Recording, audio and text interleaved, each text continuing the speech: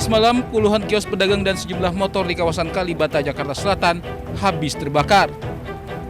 Pedagang yang baru membuka warung tendanya pun hanya bisa pasrah tempat usahanya ludes dibakar.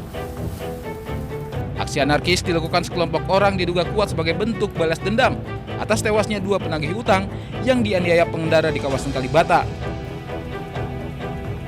Menurut informasi selanjutnya, kedua orang yang bertugas sebagai mata elang ini dianiaya dan dikeroyok sampai satu meninggal dunia di tempat dan satu lagi meninggal di rumah sakit. Dari peristiwa tersebut, maka kelompok daripada kedua almarhum ini datang meminta pertanggungjawaban. Karena warga di sini ada yang melihat, mereka meminta kalau bisa yang mengeroyok itu diserahkan ke pihak kepolisian. Namun tidak mendapatkan informasi selanjutnya, mereka melakukan pengrusakan. Penganiayaan terhadap kedua penagih hutang terjadi ketika mereka menghentikan seorang pemotor pada Kamis sore. Saat sepeda motor dihentikan, tiba-tiba beberapa orang dari sebuah mobil turun dan langsung mengeroyok kedua penagih hutang. Para pelaku yang diperkirakan berjumlah 5 orang kemudian melarikan diri. Satu penagih hutang tewas di lokasi kejadian, sementara satu lainnya menghembuskan nafas terakhir di Rumah Sakit Budi Asih, Jakarta Timur. Polisi hingga kini masih mengumpulkan keterangan saksi untuk mengungkap identitas para pelaku penganiayaan, termasuk juga pelaku pembakaran. Dari Jakarta, Tim Liputan iNews melaporkan.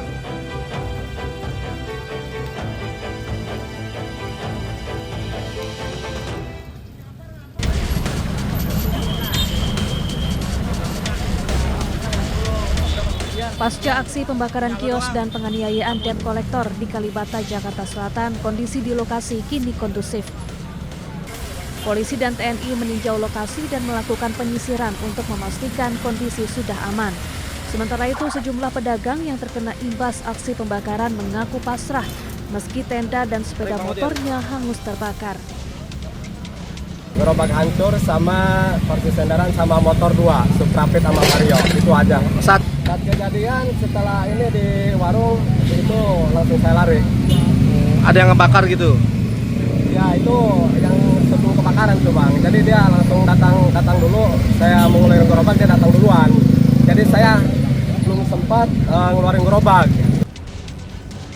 Akibat peristiwa ini, 2 orang yang merupakan debt kolektor meninggal dunia, sementara warung-warung dan sepeda motor terbakar. Arus lalu lintas di Jalan Taman Makam Pahlawan Kalibata juga sempat mengalami kemacetan. Dari Jakarta, Helmi Sajangbati, Rizky Falupi, iNews melaporkan. Kita harus ambil tindakan segera. Gini Pak, tapi udah nggak bisa lagi, Bapak mau gini-gini Pak juga. Bukan, surat yang saya terima itu kan besok jam 10. Ya, jadi gini. Tim penyidik Polres Metro Jakarta Pusat menetapkan Michael Wisnuwardana selaku Direktur Utama PT Teradon Indonesia sebagai tersangka kebakaran gedung yang mengakibatkan 22 orang meninggal dunia. Kasat Reskrim Polres Metro Jakarta Pusat AKBP Robi Saputra mengatakan pihaknya menjerat Michael Wisnuwardana dengan sangkaan pasal 187 Jungto pasal 188 Jungto pasal 359 KUHP. Robi menambahkan tersangka langsung ditahan setelah menjalani pemeriksaan. Jadi benar untuk Direktur Utama dari Teradon sudah kami amankan semalam berdasarkan 2 alat bukti permulaan yang cukup dan keyakinan penyidik. Jadi kami tingkatkan statusnya menjadi tersangka dan sudah kami terbitkan surat perintah penangkapan.